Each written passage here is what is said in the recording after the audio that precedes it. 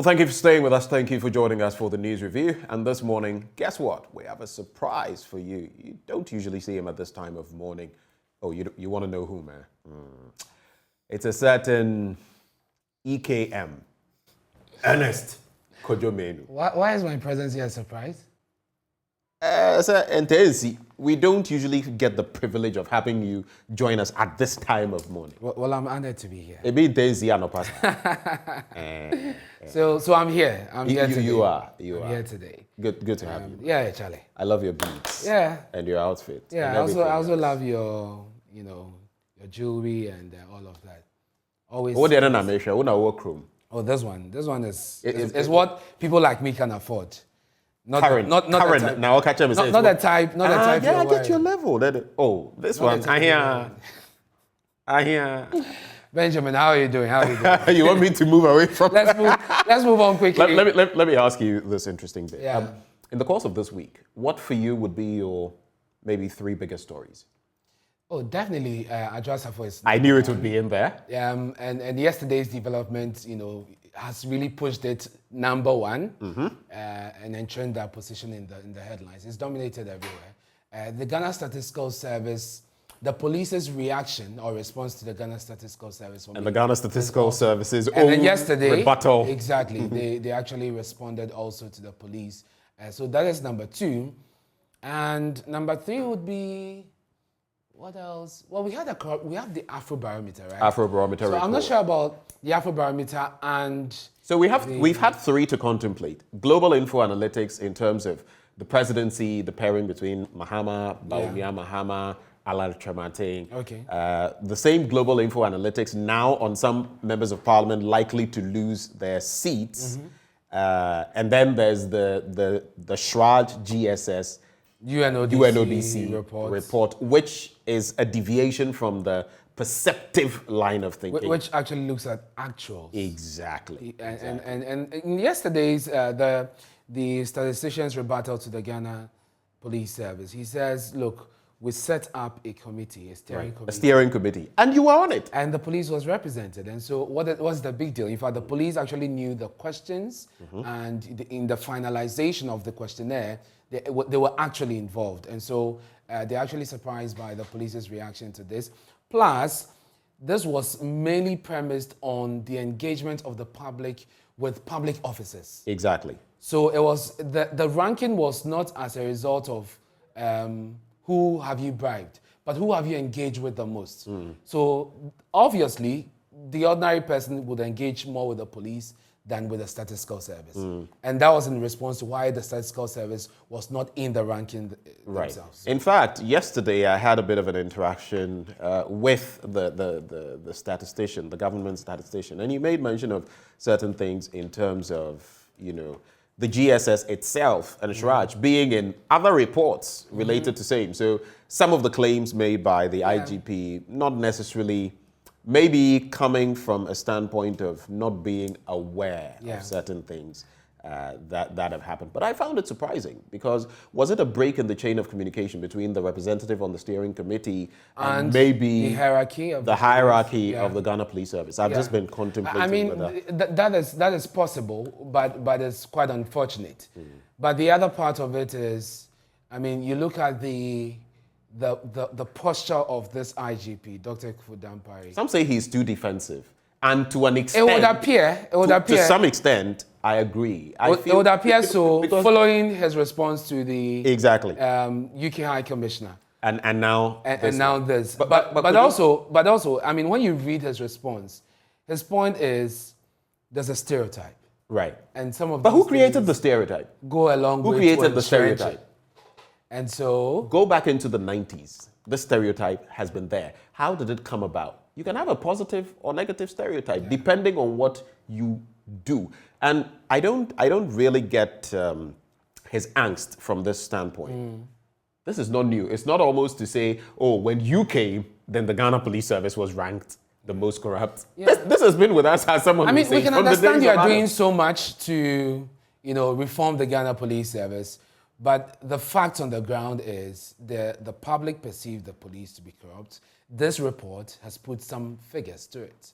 And so I think we should be looking at how we can help the police to reform, and also, put our acts together and make sure that we get the police to be world class, like he's actually determined to do. I'm not sure about this pushback, these strong weather statements. It may be a bit of a put off. You listen. It may unnecessarily antagonize other state agencies. And you listen for me, to, my last bit is the DCOP saying that but it is not our fault too. People bribe us. It is the general public that I found that curious. When we did the Vox, yes, some of the people were engaged agreed. But I mean, coming from the police in response to this, I think that it is quite disappointing.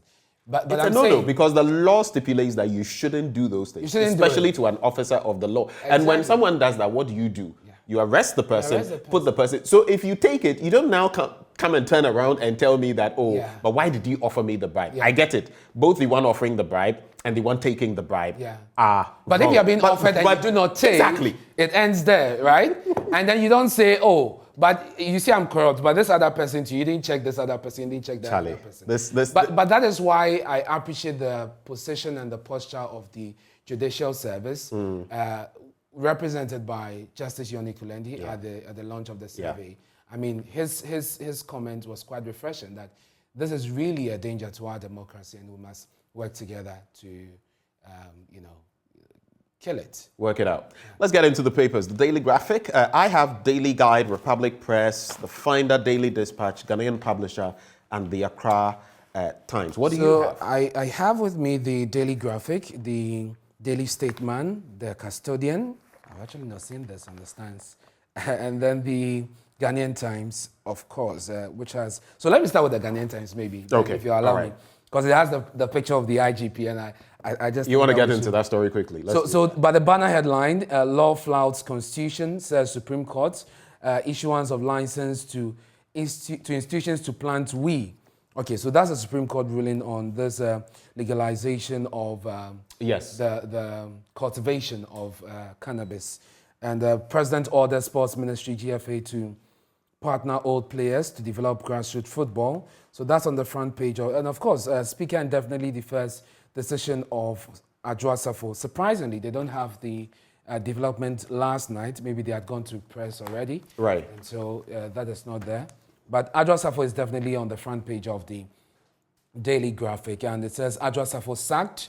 We have details. We'll bring that to you shortly. The cannabis story is also here. License for cannabis cultivation unconstitutional. Supreme Court and government releases 57.4 million CDs to the colleges of education. But the banner headline, which is very important, increase investment in domestic production. And I think this story is really, really important. Maybe we can take a bit of that story. Yeah, so this is agri-bodies to avert the imminent food crisis. It says that for agricultural sector groupings, 4 agricultural sector groupings have actually warned of imminent food crisis next year and urged the government to do more to increase investment in domestic food production to avert the crisis. The groupings, which form the largest segment of the agriculture sector, said the measures announced in the mid-year budget review to support stable food supply were commendable but inadequate to avert the danger of the crisis.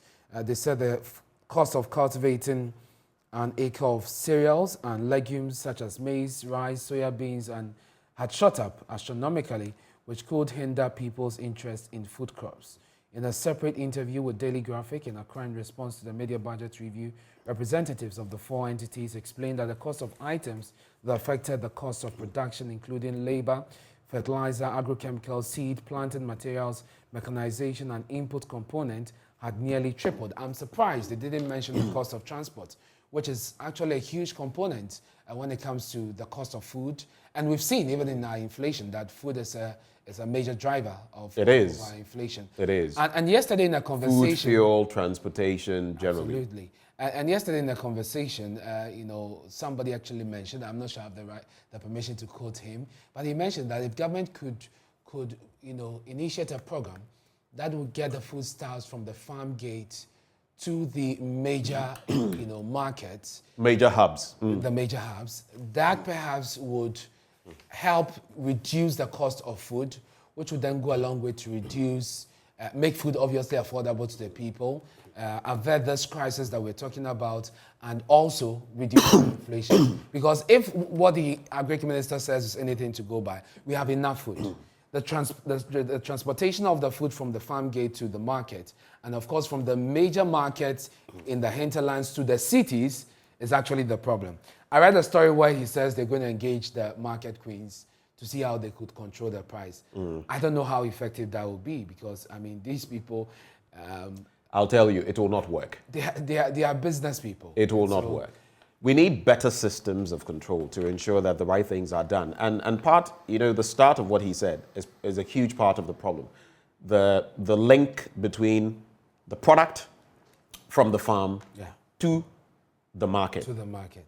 A lot of the cost that we see on a lot of our products is because of what happens in between in conveying these food items from up north, from the middle belt and all of that to the southern sector. And the saddest part of it is, whilst we're struggling to get the foods to the markets, to the consumer, they end up perishing. There are gluts in certain areas. Recently, I've forgotten where, they were talking about the fact that, look, our yams are getting rotten. They are there. They are selling one for about 7 cedis. Of course, they bring it down here, it's 25, 30 cedis. But they are there in their hundreds, thousands, rotting. So that's really a problem. And you have still some farmers taking it outside the country. There's exports. Oh, yes, there's even smuggling. And there's actually motivation for these exports because of the rate at which they're sold. And so these farmers, especially those in the northern part of the country, it's easy for them to use the borders, Burkina and all of you, to move the products out of the country. Well, let's get into some... Are you done with the daily graphic? Yes,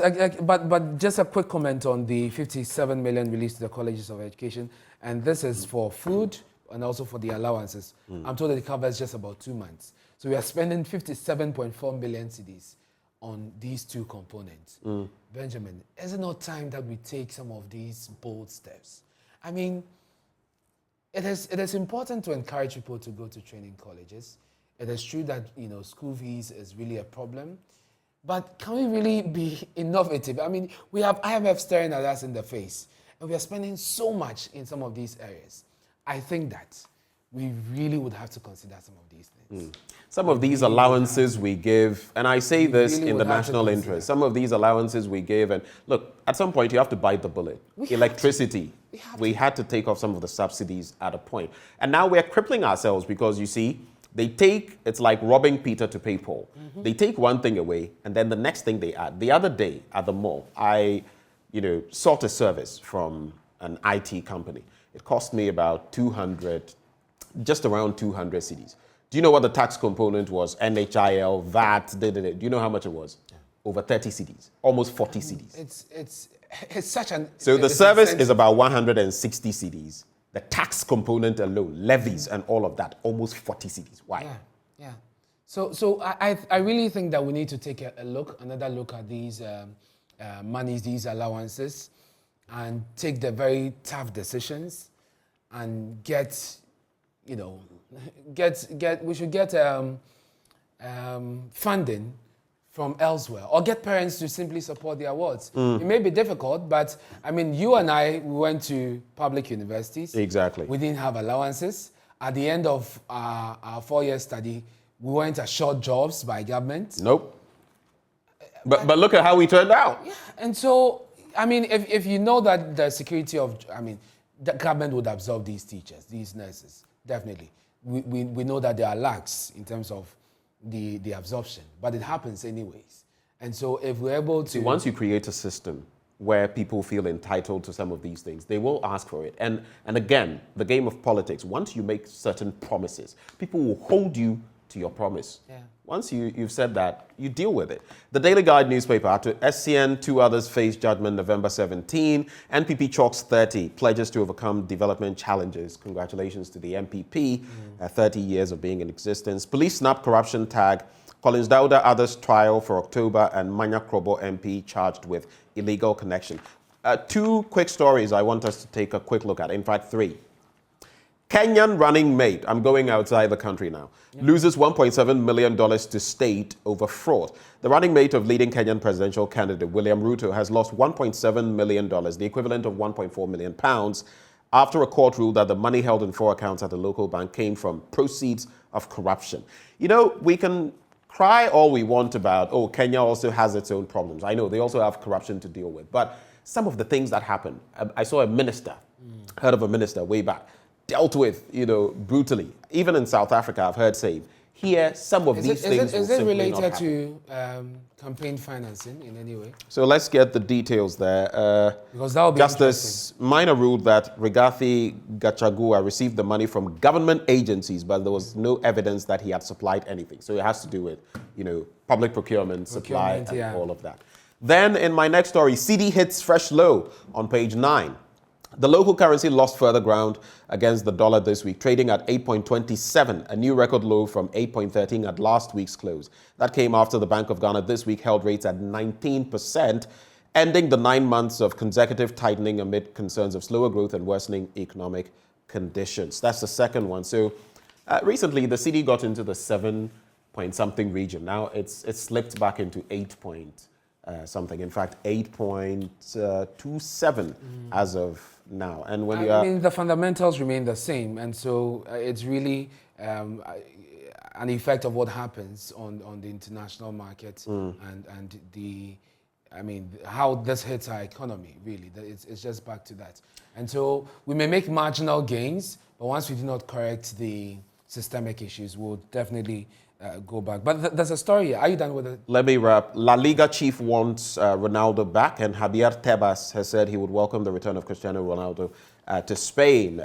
There's been the suggestion that maybe he could head to Atletico Madrid, but How I don't know about. No, he said he would you know, he would want Ronaldo back in La Liga. Of course, you know what Ronaldo comes with, everything, the presence. When they lost both Ronaldo and Messi, it was quite a blow that they've not recovered from. Yeah. But we'll see how it goes and whether he will actually leave that's actually what we should be after the latest talks with Alex Ferguson. You know, so but let's get into the statement. Yeah, so the Daily Statement has you know, on the front page, NPA boss to drive dialogue at Africa Energy Week, and NSS to champion maize, rice, and beans production. That's interesting. I mean, talking about food production and the crisis that these agri-bodies warn us about. Anyway, Benjamin, I mean, when I went to school, we didn't have anything like school farms. Oh, I did. My school, we had farms. We farmed, you know, Bishop Herman back then. You would do a lot of disco weeding. We call it disco weeding. Okay. Dawn and I mean, we did weeding, but I mean, this was just... No, I mean farms, like farms. Of course, apart from the hockey pitch and other places that you would weed on the campus, we had farms. And that is another thing that people have pointed to. So it made these schools a bit self-sufficient. Exactly. You were farming yam, maize, and basic things. And these are things that we use. Maize, you are doing your banku and all other, most of our staples, so yam. If you have maize taken off, you know, the table, I mean, in terms of money spent to procure food for these schools, that would be such a huge relief. So maybe we should consider doing that. I mean, the NSS is going to lead in maize and rice as well as soya bean production. Let's see how that pans out. The NPP is here again. The General Secretary is quoted as saying, we shall overcome the hardship. And I must say that his response to the survey yesterday was quite refreshing. I mean, he says, well, if people say that we are the least trusted, it must be because of the current economic conditions. Right. Once things improve, I'm sure our ratings will go up. And it was the question is, will things improve? Looking at the economic trajectory we're on, looking at where we're headed to the IMF, looking at debt sustainability, looking at how much the economy has shrunk. I mean, when he appeared on PM Express, he actually said that they were hopeful they were going to turn things around within 2 years. The finance minister, interestingly, he said 2.5. 2.5 years. 2.5 years. That's the finance minister. The finance minister. Okay. Well, Kojo says 2 years. He's hopeful that before the elections, you know, they'd have something good to campaign on. So let's see. I mean, once it gets better, it is for all of us. So we really wish government well. All of us will play our role, and let's see how that actually pans out. GES directed to fast track payment of new teachers, and there you go. So, I mean, the teachers have issues, definitely, and the GS must live up to the billing. So that's it on the front page of the Daily Statement. I'll do two papers very quickly. We have just about 5 minutes more to go. Let's see how we can manage that. Chinese galamseyas grabbed in Kweu, Republic Press says so. And this issue of the other day I was having an interaction with the Lands and Natural Resources Minister, Samuel Abu-Jinapor, and making mention of the latest, statistics we have. Hundreds of Ghanaians caught, most of them behind bars. Hundreds, thousands of Chinese, if you like, if not at least hundreds, caught, only 2 behind bars. And you ask yourself, what discriminatory, actions these are. You remember Aisha Huang, you remember the others, and our Rosewood, and our mineral resources, and all of that. So it appears even in our justicial system, somehow we find ways of discriminating. And those infamous comments, if you remember, by Senior Minister Osafo Mafu, concerning this bit and throwing her... It had economic consequence, and, China... By the way, the Sino Hydro project, what's happening to it? You might have to ask government. You remember what we did on this many months ago? Evans did a recall of the project. So I think that we have to be fair to our own citizens. The law is the law. Right. If there's no such agreement with any other country on how we prosecute their nationals, I think that they must go through the mill and face the law. Right. But the minister I think he told you that they're going to probe into the issues. I don't know how they're going to do that and when they're going to give us some response, but we'll have to follow up. Time will tell. Minority blows alarm over alleged procurement infractions at Bost. You know that story. And 39 million turning into 70-something million Ghana cedis. But, of course, Bost has also come out to debunk those. The Finder newspaper, chaotic scramble for Ghana card to register SIM cards. Look, yesterday, my mother was at Elwak, my close to 70-year-old mother, chasing a Ghana card. Also because she needs to renew, and through no fault of hers. For years. Apparently, she went through the process, so she has a number and everything, but the card was simply not printed. It cannot be traced. And we've gone through bloody hell. I'm sorry I had to use that on air, just to get that. And this is where sometimes it's maddening, it's mind-boggling. You don't have all of this. There are about 6 million people, Ghanaians, who have not gone through the system, who don't have the Ghana cards. How do they register for their SIM cards and all of that? I mean, and you have old people. Have you ever been to Elwak?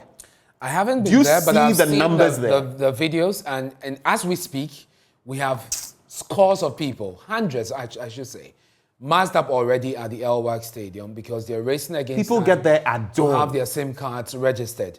And so getting registered for the Ghana card is one aspect of it. There are people who have actually registered but do not have the card. Exactly. So that's another category of people over there. And then there are people who have the card, but getting themselves registered is a problem. Myself, I have my MTN registered. The other number is not registered, so I'll have to find a way. I had to. Thankfully, at church, they had some drives, so I got 2 of my chips registered there, and I think the last one, I got registered here. The multimedia group, was generous enough to organize this, and I got the other one. At the time, I didn't have my Ghana card, so I couldn't register. But subsequently, I did, and I have registered one of the SIM cards. I should register the other one soon. Let me just do the Daily Dispatch newspaper. A report on why Dominic Kwabenya's seat should be declared vacant. That story on page 2. NPA boss, Dr. Abdul Hamid, to discuss Ghana's downstream sector at South African conference. And Supreme Court declares as unconstitutional law on growing weed in Ghana. Over to you. Yes, as we get ready to wrap. Yes, the custodian has stories that we've dealt with. We'll get back. We'll back government to tackle the hardships. That's the General Secretary of the NPP, Justin Kojo. The IGP is also here. Police rubbishes the GSS Shraj survey on corruption. And you have John Jinapor here. Boss dismisses NDC's claims on office building. It comes with Provencal, Mr. Edwin Provencal, the Boss MD. And the NPA is also here. Promotes petroleum downstream in Africa. It comes with Dr. Mustafa Abdul Hamid, who is the NPA boss. So these are the stories in the custodian. There's some football here as well, so you want to grab a copy of that. President Samia changes 10 regional commissioners, drops 9 in latest appointments. That's some foreign news for you. And so just get a copy of this, and you will get yourself updated. Benjamin? I'll wrap with the Accra Times and some interesting stories. So, favoritism, nepotism takeover at GIS as Jubilee House caught in a contract extension web. There's take progressive steps towards an inclusive system of governance. Bagman tasks CSOs. But two stories I want us to look at. Cadman Mills blasts Kojo Anyidaho, describes him as an element of division and controversy. And there's also Ghana card versus interchanges. Che Mensah snubs Baumia, leads Parliament to approve a loan facility for the Swami interchange. So people like are the very, the diabolical. What is your quick take on these two matters? On the interchange? On the interchange and maybe the swiftness with which Kojo Anyidaho changed the Atta Mills Institute to Kojo Anyidaho Institute. I don't know. Very quickly on that. We have less. So Kojo has changed the name. Will that necessarily take away the controversy?